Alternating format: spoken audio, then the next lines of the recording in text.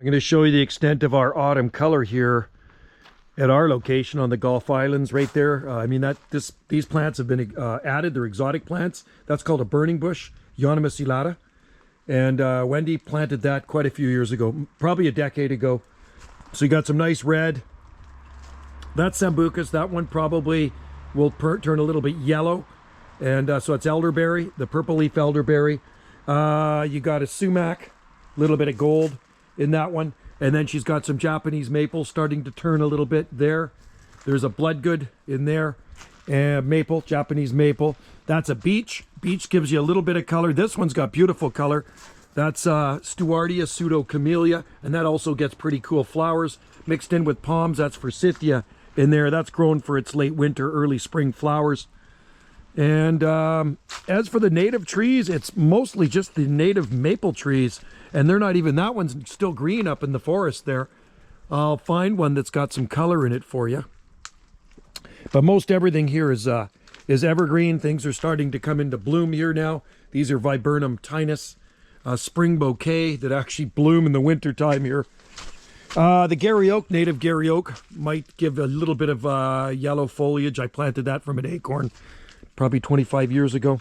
They're slow. Let's go look around the garden here, folks. I think even the hydrangeas might give you a little bit of yellow. Palm trees are always green. Most everything here was green. That one there is flowering currant. I think that goes maybe a little bit yellow, possibly. I'm more into greenery myself. But, you know, I guess a little bit of autumn color is good. Our island is green year-round, so because we're coniferous trees and broadleaf evergreen trees, right? You got the arbutus trees, you got these Douglas fir trees, cedars. So you can see in the distance there's some maple. There's a big leaf Canadian maple tree right there. That's the big leaf maple, and you can see the autumn color on it, and it's in with those green conifers, grand fir, Douglas fir, western hemlock, and also the western red cedar. But everything we grow here is always nice and green. Let's go look through the front. Green, even the cherry. That's a Guatemalan cherry down there. That one right there, I gotta chop that back. In the spring I'll chop it back. Always green, loquats. Figs will give you some yellow. There's fig right there. This one's maybe starting to turn a little bit. Edible figs. Let's walk through here.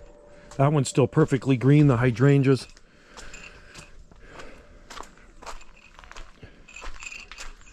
It's hibiscus, little bit of yellow.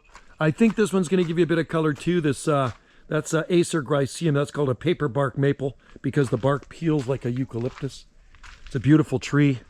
Nice day out here. We had a rain, and now we got some beautiful, beautiful sunshine. And some of the exotic plants here, like the evergreens, actually get the red foliage in them, like the Chilean bromeliad. Walk through the front here. Jungle style garden. Eucalyptus, they're always silver. Nothing in here is going to change color. Everything here looks the same year round.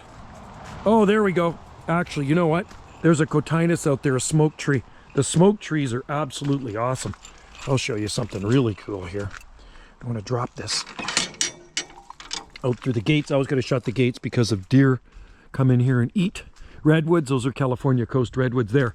That one right there, that gives you beautiful autumn color. But let's just spin this around and you can see how green it is here all the time.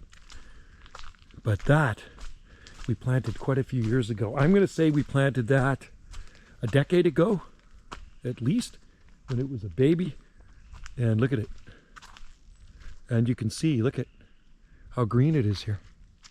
Some maples in the distance there, just kind of dotting the evergreen trees, but everything looks the same here year round. Those are coast redwoods, a blue one on the right, green one on the left, and your beautiful smoke tree. That's really nice fall color right there, mixed in with palms and Mexican orange. Another Mexican orange out there. Try to grow as many drought-tolerant plants as you can. Yucca, Brigida. Yeah. It's a nice time of the year, especially when we start getting some rain, because plants kind of suffer here in the summertime. That's when we lose plants, it's in the summertime. It's just so dry. Anyway, that's a beauty. I love that tree. Doesn't look like much in the winter though when it loses its leaves. That's the problem with deciduous trees, right? They lose their leaves, and in the winter time it makes it appear much colder out. So if you grow BLEs, broadleaf evergreens, see things that stay green year round, well, you're always going to look out at greenery, even these ferns, right? And we'll go down to the back lower sun deck here, and we'll get a closer look at that maple. Yeah, this island is always green. That's what I like about it. This part of Canada is green year-round. There's a native dogwood. That'll probably give you a little bit of color too as well. But there's the maple right there. There's the big leaf maple, and you can see them where there's a little bit better soil. You're going to have those, and they stop growing at a certain elevation on this island. They don't grow up on the tops of the mountains. But down here, you're going to see these big leaf maples, and these ones are growing with palms and eucalyptus and bamboo. All right, guys, thanks for watching, and stay tuned for more videos here from Banana JSSI. Also check out Jungle Josie Video Gates and Gulf Island Rock here on the Gulf Islands in the North Pacific. Cheers.